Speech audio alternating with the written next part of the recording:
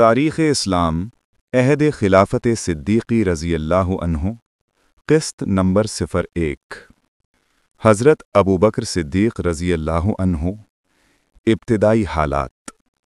حضرت ابوبکر قبیلے تیم بن مرہ بن کعب سے تعلق رکھتے تھے۔ ان کا نسب 8ویں پشت پر مرہ پر جا کر رسول اللہ صلی اللہ علیہ وآلہ وسلم سے مل جاتا ہے۔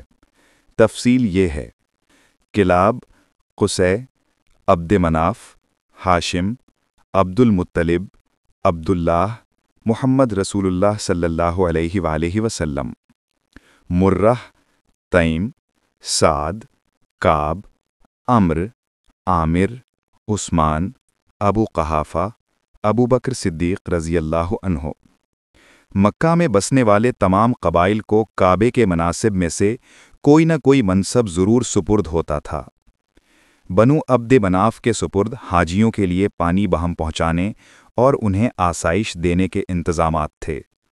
بنو عبد الدار کے ذمے جنگ کے وقت علم برداری، کعبہ کی دربانی اور دار الندوہ کا انتظام تھا۔ لشکروں کی سپہ سالاری خالد بن ولید کے اجداد بنو مخزوم کے حصے میں آئی تھی، جبکہ خون بہا اور دیتیں اکٹھا کرنا بنو تیم بن مرہ کا کام تھا۔ جب ابوبکر جوان ہوئے تو یہ خدمت ان کے سپرد کی گئی۔ خون بہا اور دیتوں کے تمام مقدمات ان کے سامنے پیش ہوتے تھے اور جو فیصلہ وہ کرتے تھے قریش اسے تسلیم کرتے تھے۔ خون بہا سے متعلق تمام اموال بھی انہی کے پاس جمع ہوتے تھے۔ اگر کسی اور کے پاس جمع کیے جاتے تو قریش اسے تسلیم نہ کرتے۔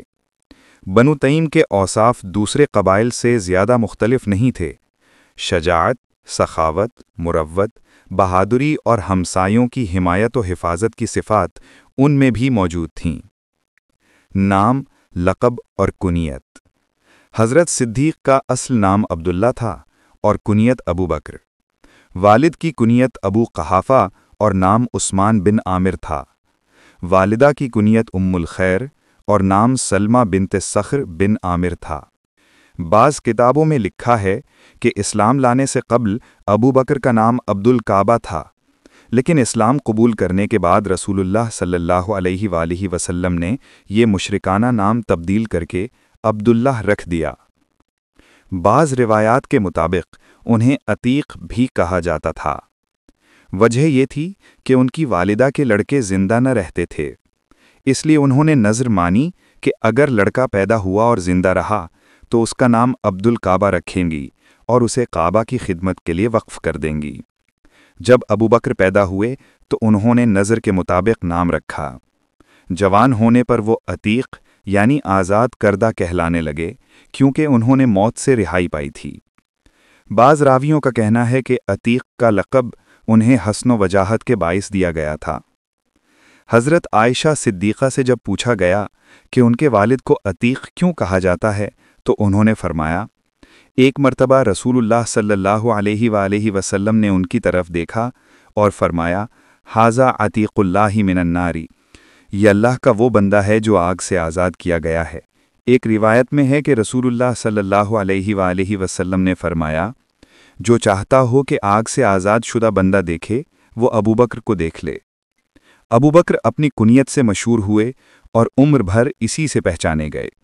بعد کے مورخین کے مطابق ابو بکر کہلانے کی وجہ یہ تھی کہ عربی میں بکر جوان اونٹ کو کہتے ہیں اور انہیں اونٹوں کی پرورش اور علاج سے گہری دلچسپی تھی۔ بچپن اور جوانی۔ بچپن کا زمانہ انہوں نے مکہ کی گلیوں میں اپنے ہم عمر بچوں کے ساتھ کھیلتے ہوئے گزارا۔ جوان ہونے پر ان کی شادی قتیلہ بنت عبد العزیٰ سے ہوئی، جن سے عبداللہ اور اسما پیدا ہوئے۔ اسما کا لقب بعد میں ذات النطاقین قرار پایا۔ قتیلہ کے بعد انہوں نے ام رومان بنت عامر بن حویمر سے شادی کی، جن سے عبد الرحمن اور عائشہ پیدا ہوئیں۔ مدینہ آ کر انہوں نے حبیبہ بنت خارجہ اور پھر اسما بنت امیس سے نکاح کیا، جن کے بطن سے محمد پیدا ہوئے۔ پیشہ، حلیہ اور اخلاق و عادات۔ قریش کی پوری قوم تجارت پیشہ تھی، چنانچہ ابو بکر نے بھی کپڑے کی تجارت شروع کی۔ وہ نہایت کامیاب تاجر ثابت ہوئے۔ ان کی تجارت کی ترقی میں ان کی خوش اخلاقی، نرم مزاجی اور اعتماد کا بڑا دخل تھا۔ ان کا رنگ سفید، بدن دبلا، داڑھی خشخشی، چہرہ شگفتہ، آنکھیں روشن اور پیشانی کشادہ کھیں۔ وہ نہایت نرم دل، رحم دل، معاملہ فہم اور بردبار انسان تھے۔ اہل مکہ میں شراب نوشی عام تھی، لیکن حضرت ابو بکر نے زمانے جاہلیت اور اسلام دونوں میں کبھی شراب کو ہاتھ نہ لگایا۔ ابن ہشام اپنی سیرت میں لکھتے ہیں، ابو بکر اپنی قوم میں نہایت محبوب تھے، علم الانساب کے بڑے ماہر تھے۔ قریش کے تمام خاندانوں کے نسب انہیں ازبر یاد تھے، ہر قبیلے کے فضائل و عیوب سے واقف تھے، خلیق، دیانتدار اور خوش معاملہ تاجر تھے۔